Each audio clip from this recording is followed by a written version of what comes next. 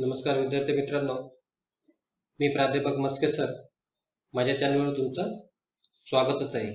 जसं की तुम्हाला माहीतच आहे की या व्हिडिओ सिरीजमध्ये आपण क्लॉज हा अतिशय महत्त्वाचा असा भाग शिकत आहोत.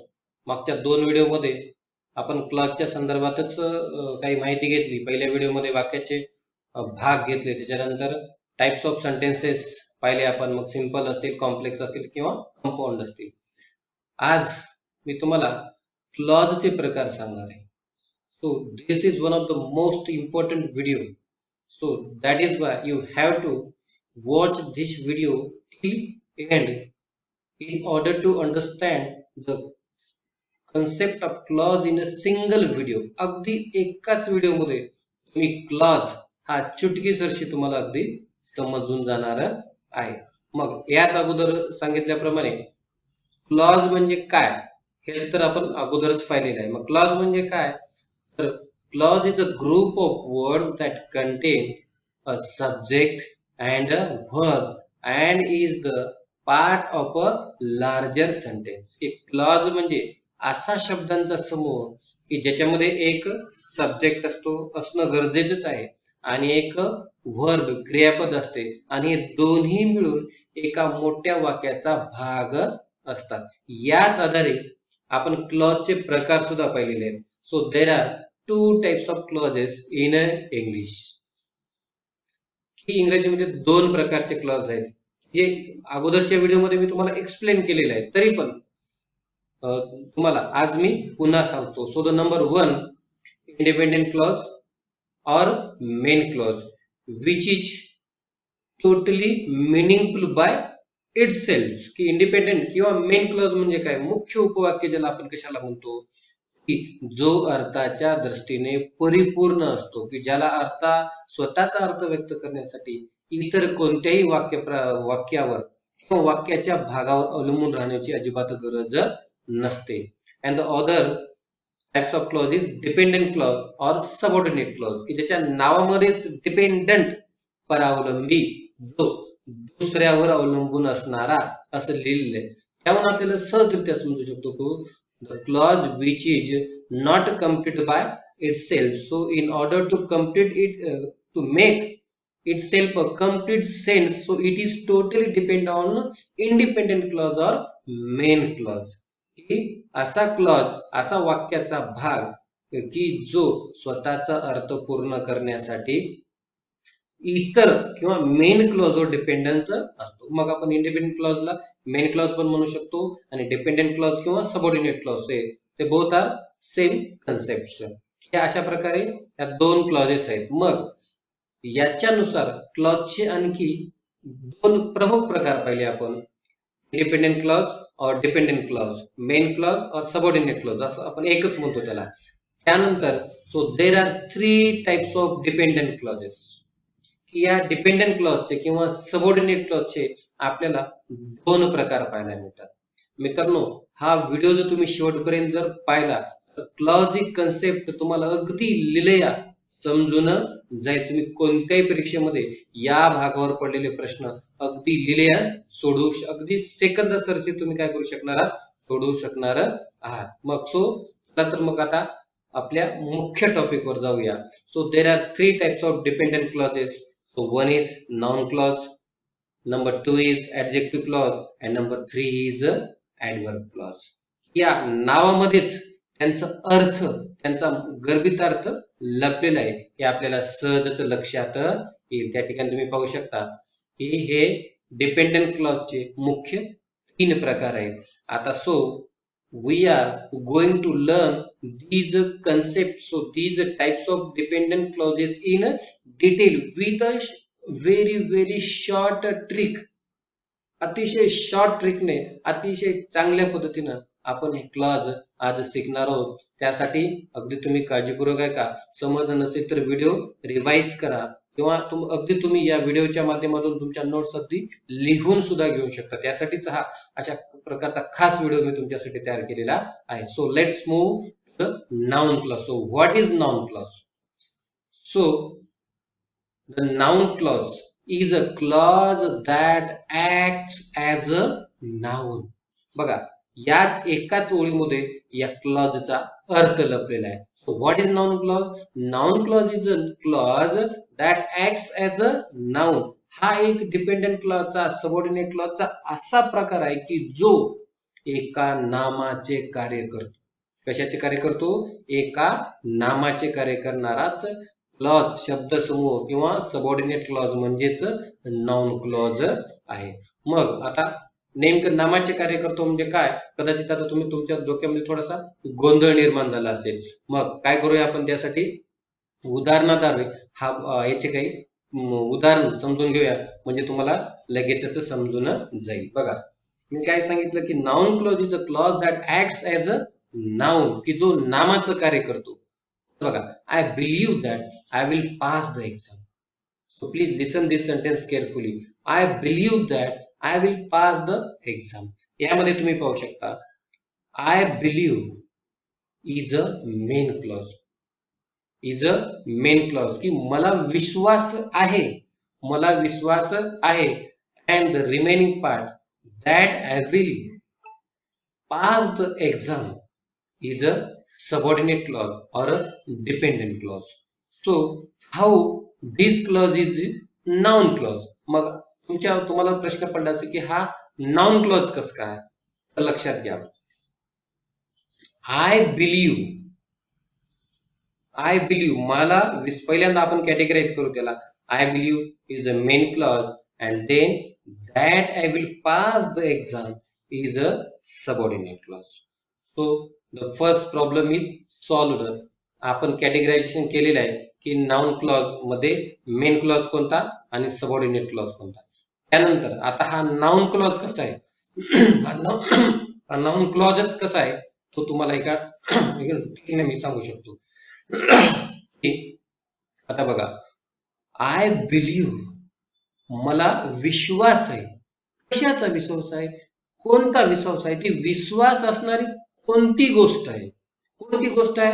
That I will pass the exam. That I will pass the exam, की मी पास होणार आहे.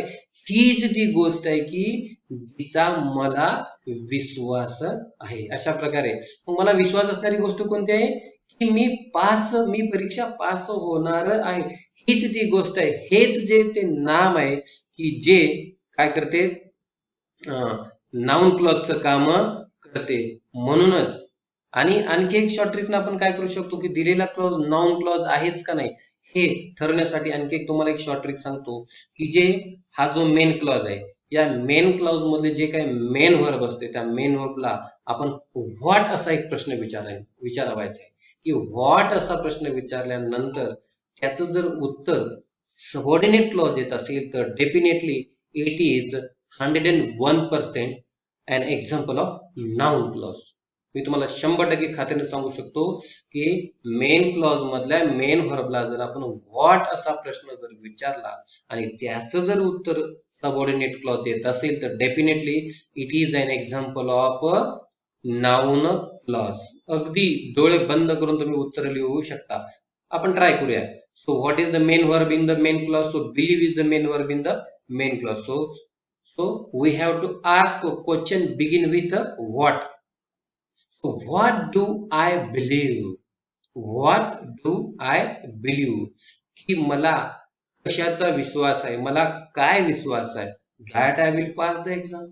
की मी परीक्षा पास होणार आहे. याचा अर्थ आपण मेन क्लॉज मधल्या मेन व्हर्बला व्हॉट नावाचा प्रश्न विचारला, त्याच्यानंतर त्याचं जे उत्तर आलं ते उत्तर म्हणजे कोणता आहे? हो, हा डिपेंडंट क्लॉज आहे, हा सबऑर्डिनेट क्लॉज आहे. या दोन्ही ट्रिकनं तुम्ही दिलेलं उदाहरण हे नाउन क्लॉजचं आहे. अगदी अशा 100% अगदी खात्रीशीर तुम्ही सांगू शकता. सेंटेन्स नंबर 2 बघा. I thought what she wore was beautiful. So as you know, I thought is the main clause and what she wore was beautiful is the subordinate or dependent clause. So I thought, as you know, thought is the simple past tense form of think. की आपण पुन्हा याला पहिली trick आपली लावूया की I thought, मी विचार केला, मला वाटलं. काय वाटलं? कोणती गोष्ट वाटली? ती वाटलेली गोष्ट कोणती आहे? तर ती गोष्ट कोणती आहे? What she was beautiful. तिने जे काही परिधान केलं होतं ते सुंदर होतं. आणि हे कुणाला वाटलं? मला वाटलं. म्हणजे व्हॉट शी वॉज ब्युटिफुल हा जो शब्दसमूह आहे तो एखाद्या नामासारखं काम करतो. एखाद्या नामासारखं कार्य करतो, म्हणूनच तो नाउन क्लॉज आहे. And so we can apply our second trick. So we have to ask what question to the main verb of the main clause. So what did I think? मला काय वाटलं? मी काय विचार केला? काय विचार केला? What she was beautiful. तिने जे काही परिधान केलं होतं, जो काही ड्रेस तिने परिधान केला होता तो अतिशय सुंदर होता.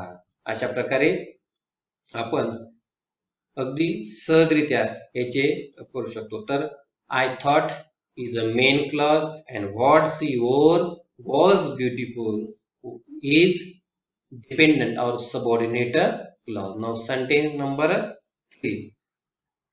So friends, in order to explain it clearly, that is why this video is going a little bit long, but you have to watch until the end in order to understand this concept totally. जरी हा video लांब होत असला तरी पण हा video शेवटपर्यंत बघितला तरच तुम्हाला ही संकल्पना चांगल्या प्रकारे समजणार आहे. So example number 3. Do you know what the weather will be? Do you know, पहिल्याच नजरेमध्ये do you know is the main clause. What the weather will be is a subordinate और a dependent clause. So how this is noun clause. मग हा noun clause कसा आहे तर पहा. Do you no, तुला माहिती आहे का? तुला माहिती आहे का? तुला माहिती, मग तुला माहिती आहे का? कोणती गोष्ट आहे ती? माहिती असणारी कोणती गोष्ट आहे? तर ती गोष्ट कोणती? व्हॉट द वेदर विल, की हवामान कसं असणार आहे तुला माहिती आहे. मग तुला माहिती असणारी ती गोष्ट कोणती? माहिती असणार ते नाम कोणतं? ती गोष्ट कोणती? तर हवामान कसं असणार आहे, हीच ती गोष्ट आहे की जी तुला माहिती आहे का, याचाच अर्थ हा नाउन क्लॉज आहे. आणि पुन्हा दुसरी ट्रिक आपण याला लावू शकतो की यातला जो मेन क्लॉज आहे या मेन क्लॉजला व्हॉट असा प्रश्न विचारा.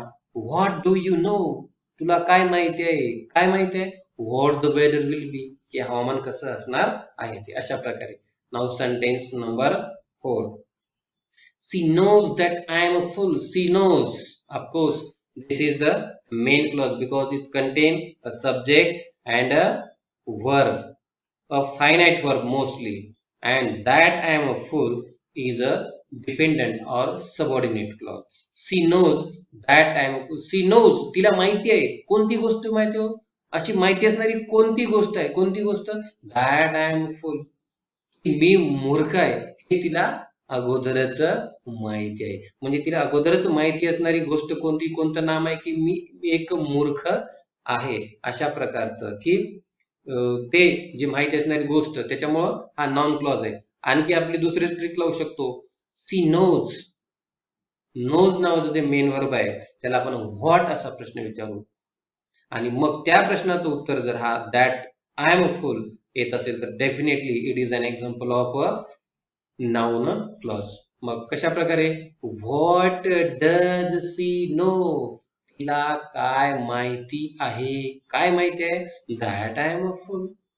101% this is an example of a noun clause. Now sentence number 5. Gopal was told that he will be the next monitor. Gopal was told is the main clause and that he will be the next monitor is a subordinate or dependent clause. So how it became a noun clause? Gopal was told, गोपालला सांगितलं गेलं होतं. ही सांगितली गेलेली गोष्ट कोणती? कोणती गोष्ट? की तो पुढचा मॉनिटर असणार आहे. हीच जी गोष्ट आहे ती गोपालला सांगितली गेली होती. म्हणजेच हा जो शब्दसमूह आहे हा शब्दसमूह काय करतो? एखाद्या नामासारखं कार्य करतो आणि नामासारखं कार्य करणारा शब्दसमूह म्हणजेच नाम उपवाक्य तर अशा प्रकारे मित्रांनो आपण नाउन क्लॉज पाहिला. त्यासाठी मी तुम्हाला दोन ट्रिक्स दिल्या. पहिली ट्रिक्स म्हणजे सबऑर्डिनेट क्लॉज, असा सबऑर्डिनेट क्लॉज की जो नामाचं कार्य करतो आणि दुसरी म्हणजे मेन क्लॉज मधल्या मेन व्हर्बला जर व्हॉट असा प्रश्न विचारला आणि त्या प्रश्नाचं उत्तर जर येणारा सबऑर्डिनेट क्लॉज असेल तर it will be 101% an example of noun clause. So let's move to the adjective clause. चला तर मग आपण adjective clause कडे जाऊया. So what is adjective clause? काय असतो हा adjective clause? adjective या शब्दामध्ये तो क्लॉज काय असतो ही गोष्ट लपलेली आहे मित्रांनो. काय? So adjective clause is a clause that acts as an adjective. Noun clause काय करतो? एखाद्या नामासारखं कार्य करतो. तसंच ऍडजेक्टिव्ह क्लॉज एखाद्या ऍडजेक्टिव्ह सारखं काम करतं. So as you know what is adjective? So adjective describes a noun और अ प्रोनाउन. एखाद्या नामाला किंवा एखाद्या सर्वनामाचं वर्णन करण्याचं काम हे ऍडजेक्टिव्ह करते. म्हणूनच मग अर्थातच obviously so in this clause the subordinate clause which acts as an adjective की हाच सबऑर्डिनेट क्लॉज आहे की जो एखाद्या विशेषणाचं काम करतो. एखाद्या म्हणजे विशेषण काय करते? एखाद्या नामाला किंवा सर्वनामाला त्याचं वर्णन करण्याचं काम करते. हेच काम यातला जो आहे हा जो subordinate clause subordinate adjective clause आहे तो या ठिकाणी करतो. तर कसा करतो? तर आपण हे उदाहरणाद्वारे समजावून घेऊया. त्याच्यात पहिले उदाहरण बघा. द बॉय हू यू सॉ at the bus stop committed a robbery. की ज्या मुलाला तू बस स्टॉपवर पाहिलं होतं त्याने दरोडा घातला, डाका घातला. मित्रांनो पहिल्यांदा तुम्हाला या ठिकाणी मेन क्लॉज कोणता आणि सबऑर्डिनेट क्लॉज कोणता हे तुम्हाला पहिल्यांदा लक्षात येणं गरजेचं आहे. The boy committed a robbery. The boy committed robbery हा या ठिकाणी मेन क्लॉज आहे. हे तुम्हाला येणं गरजेचं आहे की मेन क्लॉज काय असतो की ज्याच्यामध्ये एक सब्जेक्ट असतं, एक वर्ब असते, फायनाइट वर्ब असते. तर आणि मग उरलंय काय आता? हू यू सॉ at the bus stop is subordinate clause. तो कशा प्रकारे सबऑर्डिनेट क्लॉज आहे? द बॉय कमिटेड रॉबरी की त्या मुलाने दरोडा घातला. कोणत्या मुलाने? तो कोणता मुलगा आहे त्या मुलाचं वर्णन करण्याचं काम दिलेला सबऑर्डिनेट क्लॉज करतो का नाही ते बघा. हू यू सॉ ऍट द बस स्टॉप की जो बस स्टॉपवर थांबलेला होता किंवा तो बस स्टॉपवर ज्याला तो बस स्टॉपवर पाहिलेला होता तोच मुलगा की जो बस स्टॉपवर ज्याला तू बस स्टॉपवर पाहिलं होतं त्यानेच काय केलेलं आहे?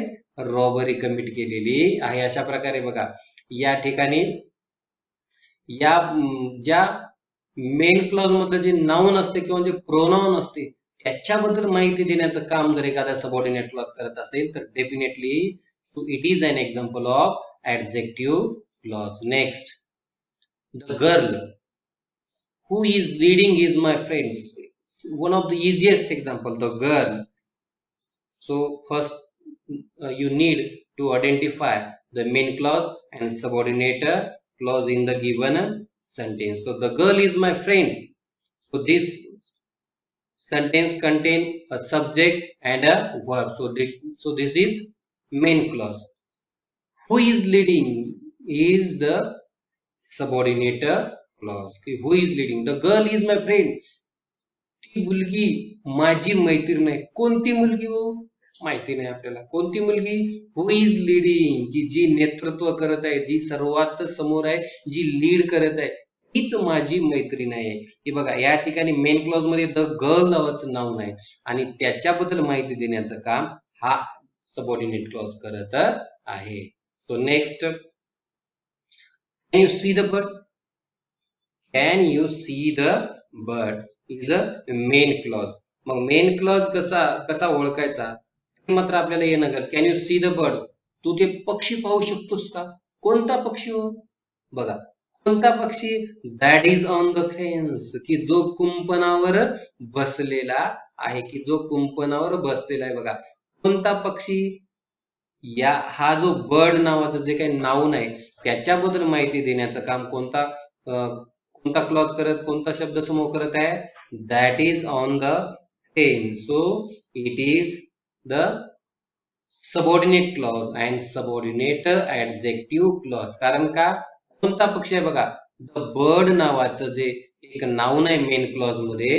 हा मेन क्लॉज कशासाठी आहे? बघा द बर्ड या ठिकाणी सब्जेक्ट आहे आणि कॅन सी, कॅन हे मॉडेल ऍक्झिलरी आणि सी हे मेन व्हर्ब या ठिकाणी आहे. आणि या बर्ड बद्दल माहिती देण्याचं काम हा जो सबऑर्डिनेट क्लॉज करत आहे, म्हणून तो ऍडजेक्टिव्ह क्लॉज आहे. Next number 17. I want the book.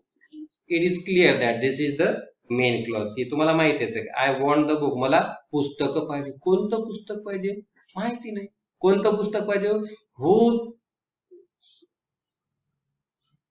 I want the book या ठिकाणी लिहायला पाहिजे. कोणतं बुक पाहिजे मला? कोणतं पुस्तक? Which had given to you, की जे तुला दिलं होतं. कोणतं पुस्तक हो? जे तुला दिलं होतं. या पुस्तकाबद्दल माहिती देण्याचं काम कोणता शब्द समूह करत आहे? Which had given to you, की कोणतं पुस्तक तो मागत आहे? जे त्याला दिलं होतं तेच पुस्तक मागत आहे. म्हणजे बघा द बुक नावाचं हे जे नाऊन आहे मेन क्लॉज मध्ये, त्याच्याबद्दल माहिती सांगण्याचं काम हा संपूर्ण सबऑर्डिनेट क्लॉज करत आहे. Next. This is the boy who threw stones at me yesterday. This is the boy. हाच मुलगा आहे तो. कोणता? हाच मुलगा आहे. म्हणून this is the boy is the main clause of the sentence. And who threw stones at me yesterday is the subordinate clause. आता तो सबऑर्डिनेट क्लॉज कसा आहे आणि असेल तर मग तो ऍडजेक्टिव्ह क्लॉजच कसा आहे? तर बघा धिस इज द बॉय, हाच जो मुलगा आहे. कोणता मुलगा आहे? हाच जो मुलगा आहे. कोणता? जो काल माझ्यावर दगड फेकत होता. बघा त्या मुलाबद्दल माहिती सांगण्याचं काम हा जो सबऑर्डिनेट क्लॉज करत आहे. कोणता मुलगा होता? की जो काल माझ्यावर दगड फेकत होता. म्हणजे द बॉय नावाच्या बॉय नावाचं जे काही नाऊन आहे, so the main clause is giving some of the detailed information about the noun that is mentioned in the main clause. So that is why it is an example of a adjective clause. So one more important trick to you. So how can you identify the adjective clause? As I told you, adjective clause acts as an adjective. एखाद्या विशेषणासारखं तो काम करतो.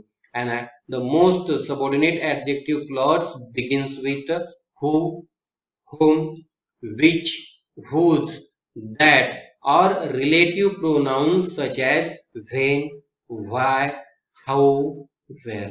अशा प्रकारच्याच काही सबऑर्डिनेटर्सनेच हा subordinate clause सुरुवात होतो.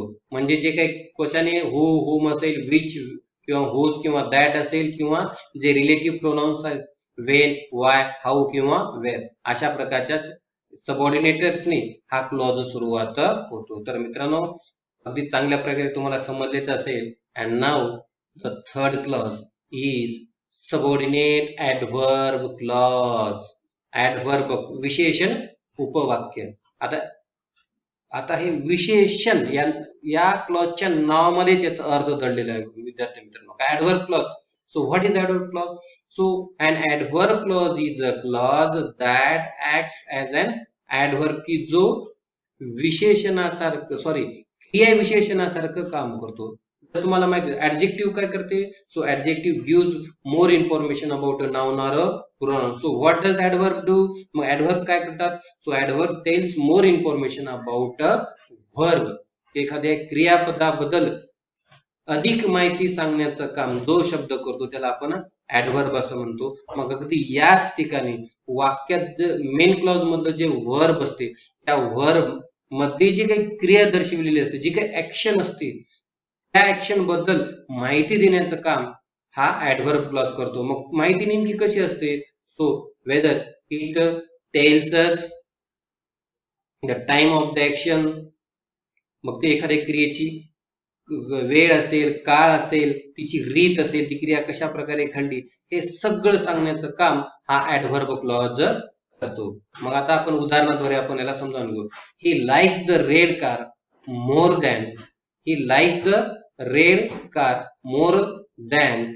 हा, या ठिकाणी आपण पाहू शकतो की he likes the red car is the main clause and remaining part of the sentence is the subordinate clause. आता मेन क्लॉज किंवा सबऑर्डिनेट क्लॉज, आता ह्या कन्सेप्ट तुम्हाला अगदी सहजरित्या सांगता आल्या पाहिजे की मेन क्लॉज म्हणजे आता त्याचा पुन्हा पुन्हा त्याचा उल्लेख करण्याची काही गरज मला वाटत नाही. So I don't think that I have to tell this again and again. Likes the red car, त्याला लाल रंगाची कार आवडते.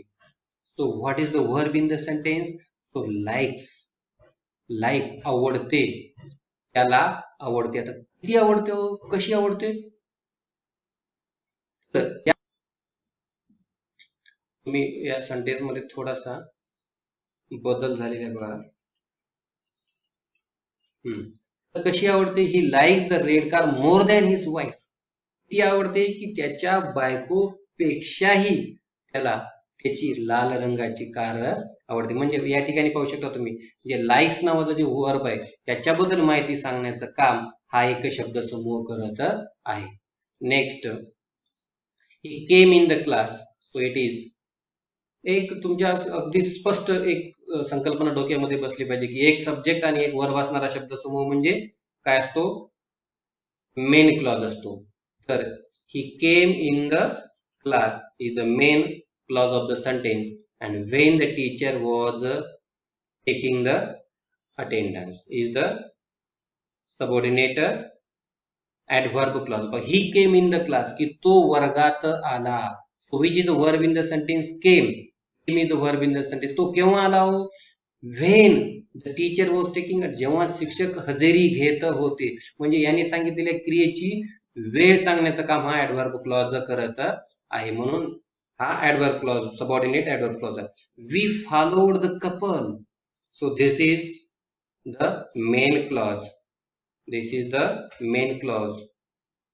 Wherever they go, wherever they go is the subordinate clause. We followed the couple, की आम्ही त्या कपलचा, जोडप्याचा पाठलाग केला. किंवा कुठपर्यंत केला?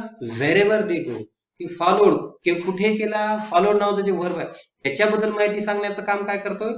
हा सबऑर्डिनेट क्लॉज करत आहे. व्हेरेवर दे गो, जे ते ज्या ज्या ठिकाणी गेले त्या ठिकाणी आम्ही त्यांचा पाठलाग केला. अशा प्रकारे फॉलोड नावाच्या वर्ब बद्दल जास्तीची माहिती देण्याचं काम हा सबऑर्डिनेट ऍडव्हर्ब क्लॉज करत आहे. नाउ सेंटेन्स नंबर 4 पाहू शकतो. When he came, I saw him. So I saw him is the main clause, and when he came is the subordinate clause. तर बघा, so how this is main clause and subordinate clause as you know it. तर I saw him, मी त्याला पाहिलं, मी त्याला पाहिलं. पाहिलं केव्हा पाहिलं? when he came, की या मेन क्लॉज मध्ये जे saw नावाचं जे वर्ब आहे या वर्ब बद्दल जी जास्तीची माहिती देण्याचं काम हा सबऑर्डिनेट क्लॉज करत आहे. म्हणून हे सबऑर्डिनेट ऍडव्हर्ब क्लॉजचं उदाहरण आहे. Next, the last one, he work so hard. He work so hard, की तो खूपच कठोर परिश्रम करतो. तो खूपच कठोर परिश्रम करतो. That he wins, that he wins. तो का करतो? काय करतो? परिश्रम करतो. पण कशासाठी करतो? त्याच्या करण्याचा उद्देश काय आहे? दॅट ही विन्स, की तो जिंकला पाहिजे, यासाठी तो काय करतो? काम करतो. सो दस friends, I hope you understand the concept of noun clause, adjective clause and adverb clause in a single video. So in the next video I am going to teach you the types of noun clauses and the types of adverb clauses. So don't forget to watch my next videos, and if you are new to my channel, so don't forget to subscribe my channel. Till then, thank you very much.